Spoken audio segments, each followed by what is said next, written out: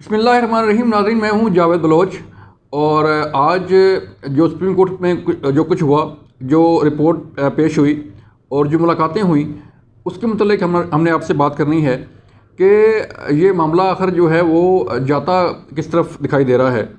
क्या ये फ़ैसला कर लिया गया है कि इलेक्शन नहीं होंगे? क्या ये फ़ैसला कर लिया गया है कि सुप्रीम कोर्ट और पार्लियामेंट के दरमियान जो टकराव की सूरत हाल थी उसको किसी न किसी हद तक कंट्रोल किया जा रहा है?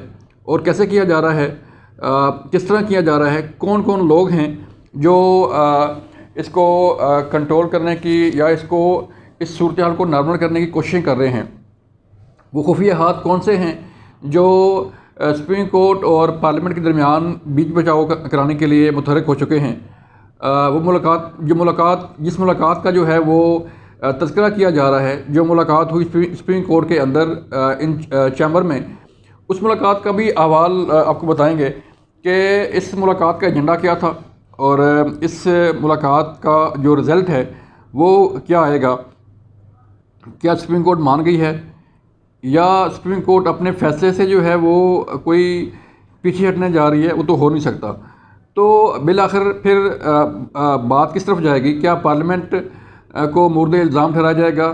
क्या वज़ीर आज़म को मुर्द इल्ज़ाम ठहराया जाएगा? और क्या पूरी काबीना को मुर्द इल्ज़ाम ठहरा कर उनके ख़िलाफ़ कार्रवाई की जाएगी कि उन्होंने सुप्रीम कोर्ट के हुक्म पर अमल दरामद नहीं किया?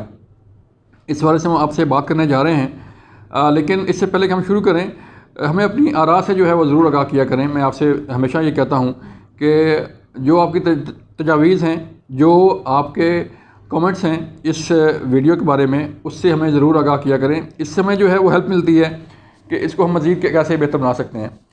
नाज़रीन, आज सुप्रीम कोर्ट में रिपोर्ट जमा होना थी। इलेक्शन कमीशन की तरफ से ये रिपोर्ट जमा करवाई गई है, जिसमें ये कहा गया है कि जो सुप्रीम कोर्ट ने हुक्म दिया था स्टेट बैंक ऑफ पाकिस्तान को कि 21 अरब रुपये के फ़ंड्स फराहम किए जाएँ इलेक्शन कमीशन को पंजाब के इलेक्शन के लिए, उसके मुतल्लिक आज रिपोर्ट जमा हुई है। और उस रिपोर्ट में ये बताया गया है कि स्टेट बैंक ऑफ पाकिस्तान ने ये फ़ंड्स फराहम नहीं किए। इस वाले से जो रिपोर्ट जमा हुई है, स्टेट बैंक ने भी अपनी रिपोर्ट जमा कराई। उसमें वजूहात बयान की गई हैं कि आखिर वजह क्या थी कि ये रकम जो है वो मुंतकिल नहीं हो सकी। जो हमारे ज़राए ने बताया है, जो चीज़ें हमें मालूम हुई हैं, इस रिपोर्ट में ये कहा गया है कि एक तो जो बिल था रिगार्डिंग ग्रांट फराहम करने के, वो बिल मुस्तरद कर दिया गया था कायमा कमेटी की तरफ से भी और फिर कौमी असम्बली की तरफ से भी कि ये फ़ंड जो है वो इलेक्शन कमीशन को नहीं दी जा सकते। फिर इसके अलावा जो सूरत हाल थी, इलेक्शन कमीशन के हुकाम ने जो सिक्योरिटी की सूरत हाल है उसके मुतल्लिक भी आगाह किया कि हमें सिक्योरिटी एहलकार फराहम नहीं किए जा रहे, क्योंकि मुल्क में इंटेलिजेंस बेस्ड ऑपरेशन हो रहे हैं। पाक फ़ौज के दस्ते भी वहाँ पे अपने ऑपरेशन में, अपने पेशेवराना ज़िम्मेदारियों में जो है मसरूफ़ अमल है। तो इसलिए हमें ये कहा गया है कि सिक्योरिटी एहलकार भी फराहम नहीं हो सकते। इस इन चैम्बर हेयरिंग में जो है chief justice supreme court justice Umar Bandial साहब भी मौजूद थे, जस्टिस एजाज़ुल हसन साहब भी मौजूद थे और बाकी जज साहबान मौजूद थे। तो इसमें ये कहा गया है कि जो रिपोर्ट पेश की गई है उसमें ये कहा गया है कि ना फ़ंड मिले हैं, ना सिक्योरिटी मिली है। अब इन हालात में सुप्रीम कोर्ट बताए कि इलेक्शन कैसे करवाए जाएँ।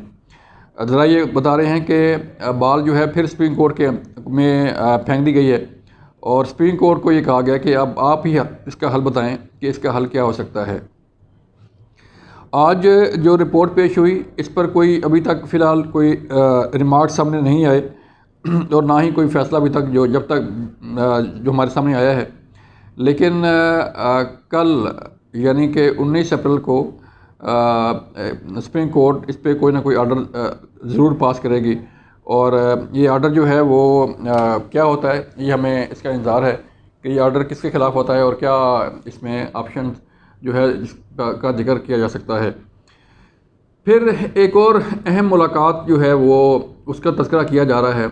एक बड़ी अहम मुलाकात हुई है chief justice supreme court justice Umar Bandial साहब से और जो बाकी जज साहबान हैं इस बेंच के, उनसे भी मुलाकात हुई है। और ये मुलाकात हुई है इंटेलिजेंस चीफ़ की और इंटेलिजेंस इदारों के सरबराहान की और हुकाम की कि इस मुलाकात में मुख्तलिफ़ ऑप्शन पर जो है वो सामने रखी गई हैं सुप्रीम कोर्ट के सामने।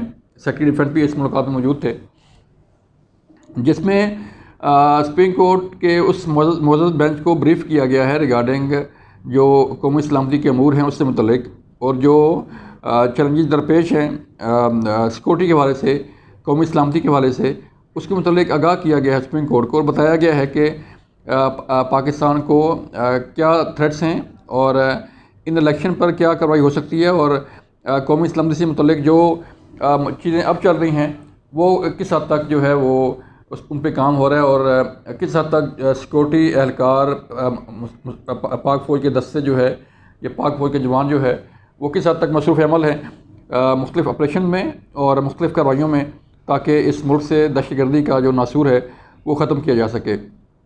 तो इस सूरत हाल में जो है वो ये बताया गया है कि किस हद तक सिक्योरिटी एहलकार प्रोवाइड किए जा सकते हैं, क्योंकि हालात ऐसे हैं। ज़रा ने बताया है कि बड़ा खुल के ब्रीफ़ किया गया है सुप्रीम कोर्ट के इस मुअज़्ज़ज़ बेंच को, और तमाम तर सूरत हाल उनके सामने रखी गई है कि अगर सिक्योरिटी एहलकार नहीं प्रोवाइड की जा रही तो उसकी वजह क्या है, और जो माहौल बना हुआ है मुल्क के अंदर कौमी सलामती के अमूर से मुतल्लिक वो क्या है, और जो दहशतगर्दी की कार्रवाइयाँ हो रही हैं बलूचिस्तान में, वज़ीरिस्तान में और दीगर इलाकों में, वो किस हद तक संगीन हो चुकी हैं और किस हद तक संगीन हो सकती हैं आगे आने वाले दिनों में। फिर जो सिक्योरिटी फोर्सेस ऑपरेशन कर रही हैं, इंटेलिजेंस बेस्ड ऑपरेशन में मुख्तलिफ़ दहशतगर्दों को मारा जा रहा है, दहशतगर्दों को से इलाके क्लियर करवाए जा रहे हैं, तो उसमें किस हद तक जो है वो मुसल्लह अफवाज और सिक्योरिटी फोर्सेस के एहलकार मसरूफ़ हैं और अपने फ़राइज़ मनसबी अंजाम देने के लिए दिन रात कोशिशें कर रहे हैं। तो ये तमाम तर सूरत हाल सुप्रीम कोर्ट के सामने रख दी गई है। बड़ी अहम मुलाकात थी, इससे पहले ये मुलाकात नहीं हुई, और जो है वो इन इदारों ने ये समझा, सेक्रेटरी डिफेंस के थ्रू ये मुलाकात हुई और ये समझा गया कि हमें सुप्रीम कोर्ट को ब्रीफ़ करना चाहिए कि आखिर क्या हालात हैं, क्या हालात व वाक़यात हैं जिसकी वजह से ये चीज़ें जो हैं वो नहीं हो रही और सिक्योरिटी एहलकार जो है वो प्रोवाइड नहीं किए जा रहे। ज़रा ये बताया है कि चीफ जस्टिस ऑफ पाकिस्तान और मुअज़्ज़ज़ बेंच ने जो उन्हें ब्रीफिंग दी गई है उस पर उससे इत्तफ़ाक़ किया है, और वाकई ही उन्हें ये एहसास दिलाया गया है कि हालात क्या हैं, इन हालात में जो है वो किस तरह बाकी चीज़ें हो सकती हैं। अब जो इलेक्शन कमीशन की रिपोर्ट जमा करवाई गई है उसमें ये सुप्रीम कोर्ट ने हुक्म दिया था स्टेट बैंक ऑफ पाकिस्तान को कि चूँकि हुकूमत पाकिस्तान ये फ़ंड फ़राहम नहीं कर रही तो स्टेट बैंक ऑफ पाकिस्तान ख़ुद ये फ़ंड फ़राहम करे, लेकिन सुप्रीम कोर्ट पहले ही ये आर्डर कर चुकी है कि जो गवर्नमेंट ऑफ पाकिस्तान का मतलब है कैबिनेट, पूरी कैबिनेट, सिर्फ वज़ीर आज़म जो है वो बाइख्तियार नहीं है बल्कि काबीना का फ़ैसला जो है वो तस्लीम किया जाएगा। और फिर इस कई सालों से ये प्रैक्टिस चली आ रही है कि जो फ़ैसला कैबिनेट करती है वही कबूल किया जाता है और वही माना जाता है, लेकिन इन फंड्स की फराहमी के हवाले से, इन इलेक्शन के हवाले से जो फ़ैसला था कैबिनेट का वो भी रखा गया, और जो फ़ैसला था कायमा कमेटी बराए ख़जाना का वो भी सामने रखा गया, और फिर जो फ़ैसला था पार्लियामेंट का वो भी सामने रखा गया। लेकिन हमें ये लग रहा है कि अगर कुछ ऐसा हुआ तो कार्रवाई वज़ीर आज़म के ख़िलाफ़ होगी, कार्रवाई जो है वो वज़ीर ख़जाना के ख़िलाफ़ होगी, और कार्रवाई जो ब्यूरोक्रेट्स हैं उनके ख़िलाफ़ होगी कि उन्होंने फ़ंड फराहम क्यों नहीं किए और उन्होंने इंतज़ामात क्यों नहीं किए। हो सकता है कि सुप्रीम कोर्ट प्रोसीडिंग शुरू कर दे कि कंटेम्प्ट ऑफ कोर्ट के नोटिस जो है वो जारी हो जाएं, और ईद के इस मौका पर जो है वो एक नया सिलसिला शुरू हो जाए और एक नई कार्रवाई शुरू हो जाए। इससे बचने के लिए जो है वो वज़ीर आज़म भी मुतहरक हैं और जो उनकी इत्तेहादी जमातें हैं वो भी मुतहरक हैं कि आया इस सारी सूरत से कैसे निपटा जाए, कैसे जो है इस सारी सूरत का सामना किया जाए। देखना यह है कि सुप्रीम कोर्ट इस पर क्या एक्शन लेती है, सुप्रीम कोर्ट के आर्डर और रिमार्क्स जो हैं वो बड़े अहम होंगे और जो आइंदा एक आध दिनों में जो है वो सामने आ जाएंगे। तो सूरत हाल नॉर्मल होगी या सूरत हाल मज़ीद बिगड़ेगी, इसका फ़ैसला आइंदा एक दो दिनों में हो जाएगा। अपना ख्याल रखिएगा। अल्लाह हाफिज़।